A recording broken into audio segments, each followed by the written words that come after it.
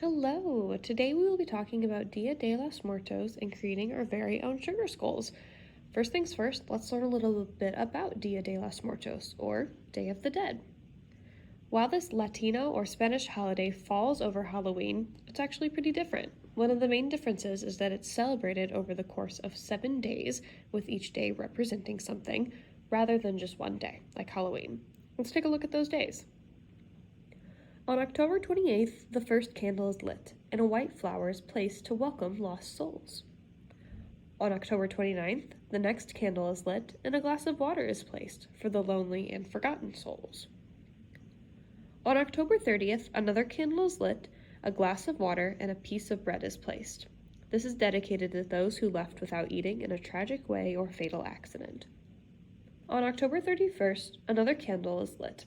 A glass of water and a piece of bread are placed. Then we add fruit, like oranges, mandarins, guava, etc.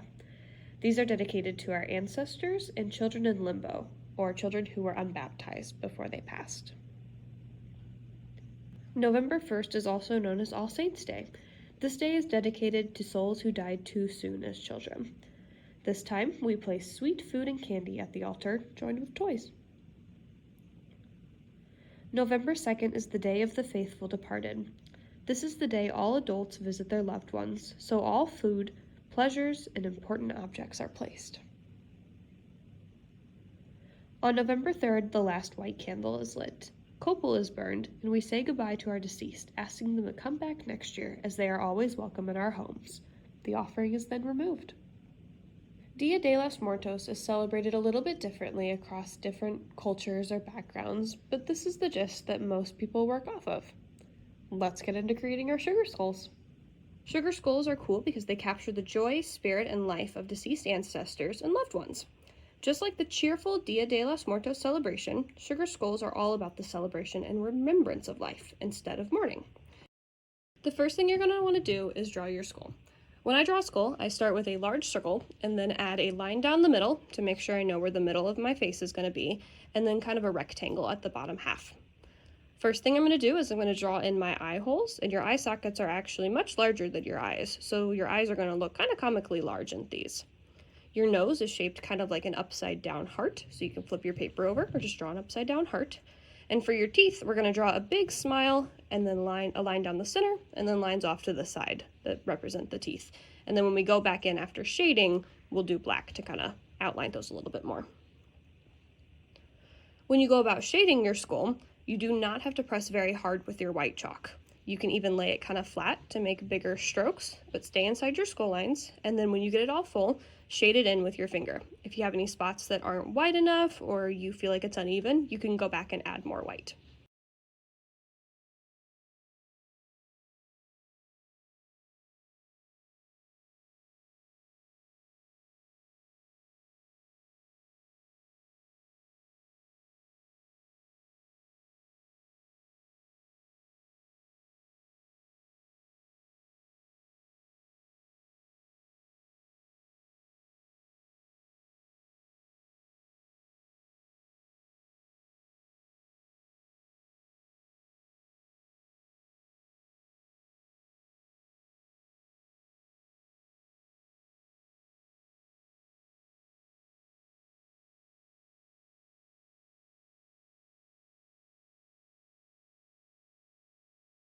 Now I'm going to go in with my black and I'm going to go around my eye sockets and my nose sockets, and I'm going to define my teeth.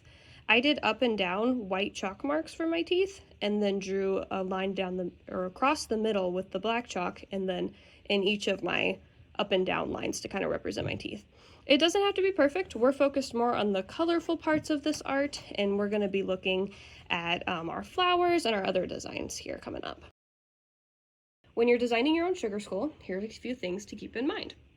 Common motifs on a sugar skull include cobwebs, which symbolize death, sugar, which is the sweetness of life, a broad smile to remember joy and happy memories of that person that we miss, flowers to symbolize life, and then if you are dedicating your sugar skull to someone in particular, their name. Colors are also very important when you're working on your sugar skull. Some common colors to use are red to represent blood, orange to represent sunshine, yellow to symbolize a marigold or death, purple is a symbol of pain, Pink and white illustrate hope, purity, and celebration, and black is a symbol of the land of the dead. When you're designing your sugar skull, you need to keep symmetry in mind. That means that both the left side and the right side of your skull need to mirror each other. The forehead space of your skull can be one big piece of art, but your cheeks and around your teeth and around your nose need to be the same. The black space around your skull is free rein. To finish mine out, I drew some leafy, kind of cactusy shapes on the outside and added some flowers to them just to keep adding color to my sugar skull.